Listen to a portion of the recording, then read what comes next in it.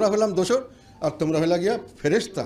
আপনারা আমাদেরকে বোকা মনে করেছেন, নাকি মনে করেছেন যে আমরা ভয় পেয়ে গর্তে ঢুকে যাব? ঘরের চকির নিচে লুকিয়ে আছে, আর আমরা কি রাস্তার থেকে আকাশ থেকে আন্দাজে আসছি? কোনোখানে কোনো কিছুই আমরা ভালো কিছু দেখতে পাচ্ছি না। আমরা বললাম ফেসিবাদ বিরোধী, আগে আমরা বলতাম এক স্বৈরাচার বিরোধী অথবা কর্তৃত্ববাদী সরকার বিরোধী আন্দোলন। আমরা এটা করেছিলাম, কত আন্দোলনের পরে শুনলাম এটা হলো ফেসিবাদ।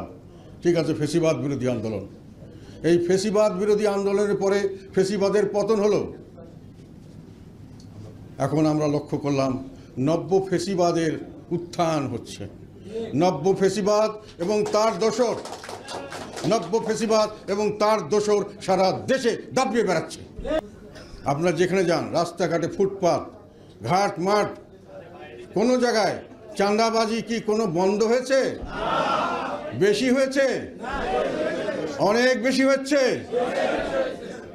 কোনোখানে কি দুর্নীতি ছাড়া কোনো কাজ হচ্ছে?